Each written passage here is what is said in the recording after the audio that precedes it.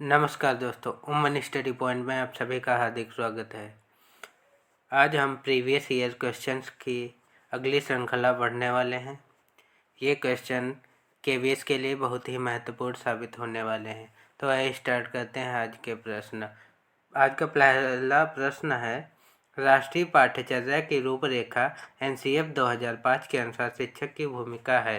पहला ऑप्शन है अधिनायकी, दूसरा ऑप्शन है अनुमतिपरक, तीसरा ऑप्शन है सुविधादाता और चौथा ऑप्शन है सत्तावादी। तो इसका करेक्ट आंसर हो जाएगा ऑप्शन नंबर 1 अधिनायकी।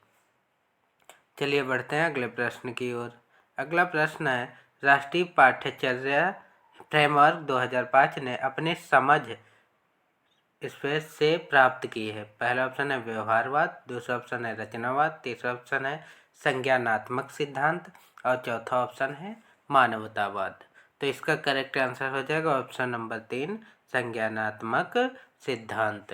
जो राष्ट्रीय पाठ्यचर्या फ्रेमवर्क है इसने संज्ञानात्मक सिद्धांत से अपनी समझ प्राप्त की। चलिए बढ़ते हैं अगले प्रश्न की ओर। अगला प्रश्न है, व्यक्तिगत शिक्षा कार्यक्रम की योजना के संदर्भ में बनाई जाती है। पहला ऑप्शन है विशेष शिक्षा कार्यक्रम, दूसरा ऑप्शन है बाल केंद्रित कार्यक्रम, तीसरा ऑप्शन मुक्त विद्यालय शिक्षा कार्यक्रम और चौथा ऑप्शन है ई अधिगम शिक्षा कार्यक्रम। तो इसका करेक्ट आंसर हो जाएगा ऑप्शन नंबर 2 बाल केंद्रित शिक्षा कार्यक्रम। जो व्यक्तिगत शिक्षा है वो बाल केंद्रित शिक्षा कार्यक्रम के आधार पर बनाई जाती है। चलिए बढ़ते हैं अगले प्रश्न की ओर। अगला प्रश्न है, भारतीय सरकार द्वारा अपनाई गई राष्ट्रीय शिक्षक शिक्षा नीति 1968 में शिक्षक की शिक्षा के निम्नलिखित पहलुओं पर बल दिया गया है। पहला ऑप्शन है शिक्षकों के लिए पर्याप्त उपलब्धियां और शैक्षणिक स्वतंत्रता पर, शिक्षकों के लिए यात्रा भत्ता और परिवार पेंशन, शिक्षकों के लिए इन सर्विस ट्रेनिंग और पत्राचार शिक्षा पर, और चौथा ऑप्शन है शिक्षकों के लिए पदोन्नति सेवानिवृत्ति की सुविधा पर। तो इसका करेक्ट आंसर हो जाएगा ऑप्शन नंबर 1 शिक्षकों के लिए पर्याप्त परिलब्धियां शैक्षणिक स्वतंत्रता पर। चलिए बढ़ते हैं अगले प्रश्न की ओर।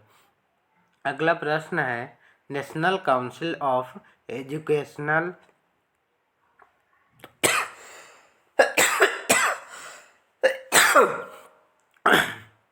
स्थापना कब की गई थी। पहला ऑप्शन है 1961, दूसरा ऑप्शन है 1962, तीसरा ऑप्शन है 1963 और चौथा ऑप्शन है 1964। तो इसका करेक्ट आंसर हो जाएगा ऑप्शन नंबर 1 1961। 1961 में national council of educational research and training संस्थान यानी NCERT की स्थापना हुई थी। चलिए बढ़ते हैं अगले प्रश्न की ओर। अगला प्रश्न है, निम्न में से कौन सी गतिशीलता आधुनिकीकरण से संबंधित नहीं है। पहला ऑप्शन है मानसिक गतिशीलता, दूसरा ऑप्शन है वैज्ञानिक गतिशीलता, तीसरा ऑप्शन सामाजिक गतिशीलता और चौथा ऑप्शन है शारीरिक गतिशीलता। तो इसका करेक्ट आंसर हो जाएगा ऑप्शन नंबर 4 शारीरिक गतिशीलता। चलिए बढ़ते हैं अगले प्रश्न की ओर। अगला प्रश्न है, पाठ्यचर्या एक, पहला ऑप्शन है पाठ्यपुस्तक है, दूसरा ऑप्शन है शिक्षकों को क्या करना है क्या नहीं करना है की एक किताब है, अध्ययन का एक कार्यक्रम है और कुशल आलोचनाओं की एक किताब है। तो इसका करेक्ट आंसर हो जाएगा ऑप्शन नंबर 3 अध्ययन का एक कार्यक्रम। पाठ्यचर्या जो है अध्ययन का एक कार्यक्रम है। चलिए बढ़ते हैं अगले प्रश्न की ओर। अगला प्रश्न है, संस्थागत योजना पर आधारित होनी चाहिए। पहला ऑप्शन लक्ष्य और आवश्यकता, दूसरा ऑप्शन समय सारणी, तीसरा ऑप्शन है प्रशासन और चौथा ऑप्शन है आवश्यकता।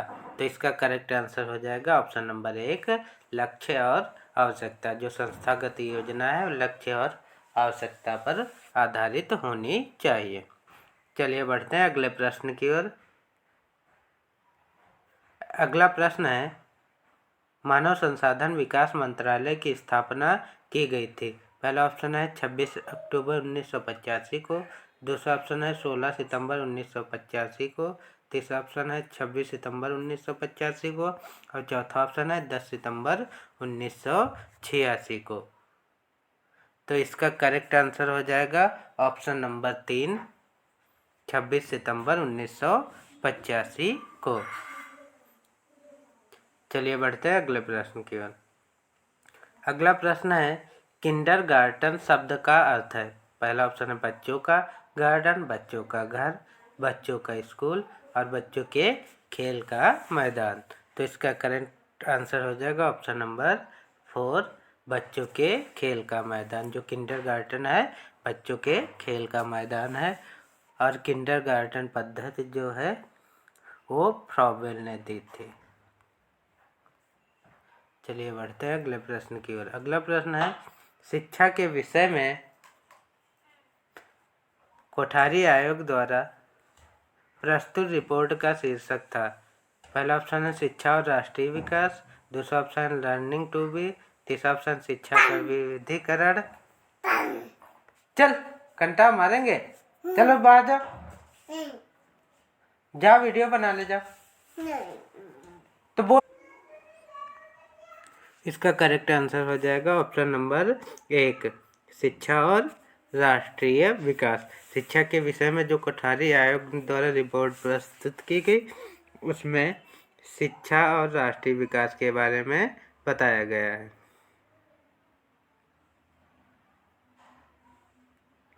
केवल अगला प्रश्न है NUEPA मुख्यतः किससे संबंधित है? पहला ऑप्शन है शैक्षिक पर्यवेक्षक से, दूसरा ऑप्शन है शैक्षिक सहयोग से, तीसरा ऑप्शन है शैक्षिक योजना से और चौथा ऑप्शन है शैक्षिक मूल्यांकन से। NUEPA का फुल फॉर्म होता है नेशनल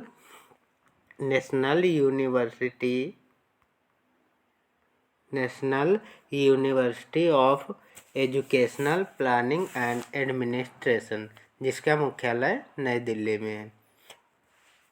तो इसका करेक्ट आंसर हो जाएगा ऑप्शन नंबर 3, शैक्षिक योजना से। चलिए बढ़ते हैं अगले प्रश्न की ओर। अगला प्रश्न है यशपाल समिति रिपोर्ट 1992 का नाम है? पहला ऑप्शन शिक्षक विकास में ICT, बिना बोझ के शिक्षा, प्रसारण के द्वारा शिक्षा, उपर्युक्त में से कोई नहीं। तो इसका करेक्ट आंसर हो जाएगा ऑप्शन नंबर 2, बिना बोझ के शिक्षा। चलिए बढ़ते हैं अगले प्रश्न की ओर। अगला प्रश्न है NCF 2005 के अनुसार शिक्षक की भूमिका एक की होती? पहला ऑप्शन नेता, दूसरा ऑप्शन है मूल्यांकक, तीसरा ऑप्शन है प्रशिक्षक और चौथा ऑप्शन है उपर्युक्त सभी। तो इसका करेक्ट आंसर हो जाएगा ऑप्शन नंबर 3, प्रशिक्षक। जो शिक्षक की भूमिका होती है एक प्रशिक्षक की भूमिका होती है। चलिए बढ़ते हैं अगले प्रश्न की ओर। अगला प्रश्न है NCF 2005 की संस्तुतियों के अनुसार परीक्षा में लघु उत्तरात्मक प्रश्नों का प्रतिशत होना चाहिए? पहला ऑप्शन है 5 से 10%, दूसरा ऑप्शन 25 से 40%, तीसरा ऑप्शन 70 से 80% और चौथा ऑप्शन है उपर्युक्त सभी। तो इसका करेक्ट आंसर हो जाएगा ऑप्शन नंबर 2, 25 से 40%। जो परीक्षाओं में है लघु प्रश्न 25 से 40% होने चाहिए। अगला प्रश्न है CCE में कितने प्रतिशत निर्माणात्मक मूल्यांकन है? पहला ऑप्शन है 20%, दूसरा ऑप्शन है 40%, तीसरा ऑप्शन है 50% और चौथा ऑप्शन है 75%। तो इसका करेक्ट आंसर हो जाएगा ऑप्शन नंबर 2, 40%। CCE में जो निर्माणात्मक मूल्यांकन है वो 40% होना चाहिए। चलिए बढ़ते हैं अगले प्रश्न की ओर। अगला प्रश्न है किंडरगार्टन स्कूल सबसे पहले कहाँ स्थापित किए गए? पहला ऑप्शन है USA, दूसरा ऑप्शन है UK, तीसरा ऑप्शन है जर्मनी और चौथा ऑप्शन है डेनमार्क। तो इसका करेक्ट आंसर हो जाएगा ऑप्शन नंबर 1, USA।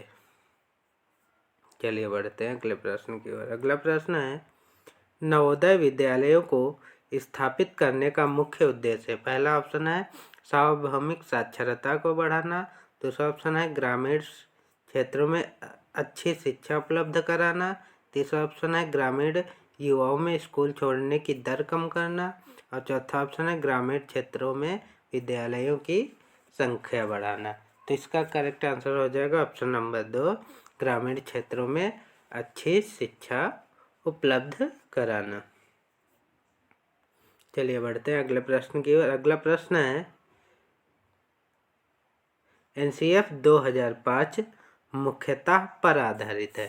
पहला ऑप्शन है व्यवहारवाद, दूसरा ऑप्शन है संज्ञानात्मकवाद, तीसरा ऑप्शन है मानवतावाद और चौथा ऑप्शन है संरचनावाद। तो इसका करेक्ट आंसर हो जाएगा ऑप्शन नंबर 3, मानवतावाद। अगला प्रश्न है कौन सा NCF 2005 का एक दिशा निर्देशन सिद्धांत नहीं है? पहला ऑप्शन है ज्ञान को विद्यालय के बाहर के जीवन से जोड़ना, दूसरा ऑप्शन है दोहराव शिक्षण से अलग हटाना, तीसरा ऑप्शन है विद्यार्थियों में अंकगणितीय सक्षमता को बढ़ाना और चौथा ऑप्शन है लोचदार परीक्षा प्रणाली। तो इसका करेक्ट आंसर हो जाएगा ऑप्शन नंबर 3, विद्यार्थियों में अंकगणितीय सक्षमता को बढ़ाना।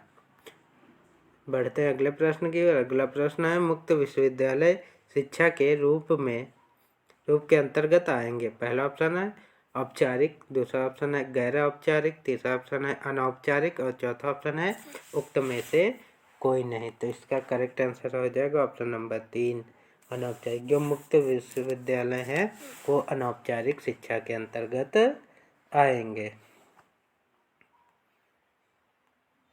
चलिए बढ़ते हैं अगले प्रश्न की ओर। अगला प्रश्न है शिक्षा पर किस राष्ट्रीय नीति की मंशा 21वीं सदी के लिए भारत को तैयार करने की है?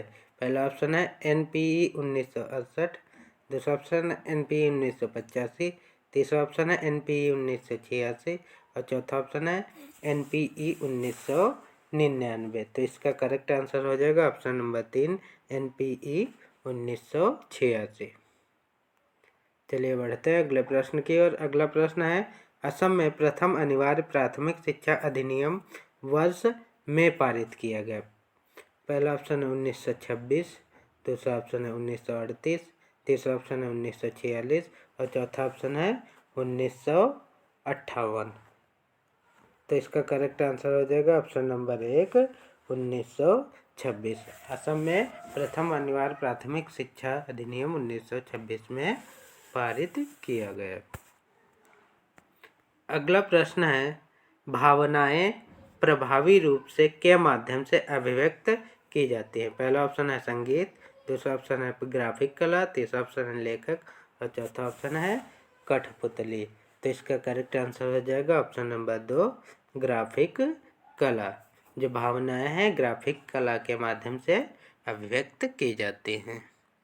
चलिए बढ़ते हैं अगले प्रश्न की ओर। अगला प्रश्न है अनुशासनात्मक संदर्भ में का प्रबंधन तकनीक से संदर्भित किया जाता है। पहला ऑप्शन है निर्देशन, दूसरा ऑप्शन है नियंत्रण, तीसरा ऑप्शन है आयोजन और चौथा ऑप्शन है योजना।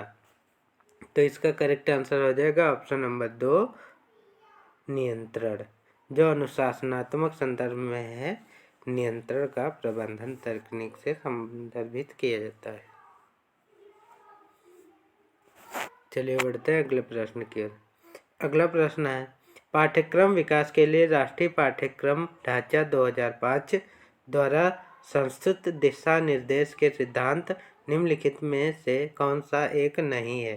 पहला ऑप्शन है विद्यालय से बाहर के जीवन से ज्ञान को जोड़ना, दूसरा ऑप्शन है यह सुनिश्चित करना कि अध्ययन रटने के तरीके से दूर हो रहा है, तीसरा ऑप्शन है पाठ्यक्रम को बालक के सर्वांगीण विकास के लिए समृद्ध करना और चौथा ऑप्शन है परीक्षाओं को कक्षा जीवन में कम नम्य और एकीकृत बनाना। तो इसका करेक्ट आंसर हो जाएगा ऑप्शन नंबर 3, पाठ्यक्रम को बालक के सर्वांगीण विकास के लिए समृद्ध करना। अगला प्रश्न है शैक्षिक सुधारों की सफलता में योगदान देने वाले मुख्य पक्ष सबसे पहले सभी स्थानीय समुदायों के हैं। निम्नलिखित में से कौन स्थानीय समुदायों का हिस्सा नहीं है? पहला ऑप्शन है माता पिता, दूसरा ऑप्शन है शिक्षक, तीसरा ऑप्शन है सरकार और चौथा ऑप्शन है स्कूल प्रमुख। तो इसका करेक्ट आंसर हो जाएगा ऑप्शन नंबर 3 सरकार। अगला प्रश्न है वर्तमान शिक्षा के बारे में निम्नलिखित में से कौन सा सही है? पहला ऑप्शन है इसका संबंध बाह्य दक्षता से है, यह मनुष्य को समग्र रूप से विकसित करता है। तो इसका पहला ऑप्शन है दोनों एक बाद दोनों, दूसरा ऑप्शन है केवल दो, तीसरा ऑप्शन है केवल एक और चौथा ऑप्शन है ना तो एक और ना ही दो। तो इसका करेक्ट आंसर हो जाएगा ऑप्शन नंबर 3 केवल एक। चलिए बढ़ते हैं अगले प्रश्न की ओर। अगला प्रश्न है आरटीई अधिनियम के अनुसार एक शिक्षक एक सप्ताह में तैयारी के घंटे सहित शिक्षण में न्यूनतम खर्च करेगा। पहला ऑप्शन है 45 घंटे, दूसरा ऑप्शन है 30 घंटे, तीसरा ऑप्शन है 60 घंटे और चौथा ऑप्शन है 75 घंटे। तो इसका करेक्ट आंसर हो जाएगा ऑप्शन नंबर 1 45 घंटे। आरटीई के अनुसार एक शिक्षक सप्ताह में 45 घंटे सहित तैयारी सहित शिक्षण में खर्च करेगा। और अगला प्रश्न है आज का अंतिम प्रश्न, निम्नलिखित में से किसको अंग्रेजों द्वारा शिक्षा के नौकरशाही केंद्रीकृत शासन को विकसित करने के साधन के रूप में इस्तेमाल किया गया? पहला ऑप्शन है पाठ्य पुस्तक के और दूसरा है लिखित परीक्षा। इसमें पहला ऑप्शन आ जाएगा केवल एक, दूसरा ऑप्शन केवल दो, तीसरा ऑप्शन है ना ही एक और ना ही दो, चौथा ऑप्शन है एक तथा दो दोनों। तो इसका करेक्ट आंसर हो जाएगा ऑप्शन नंबर 4 एक तथा दो दोनों। तो ये रही आज की क्लास। ये अच्छी लगी है तो लाइक करें, शेयर करें, सब्सक्राइब करें। धन्यवाद।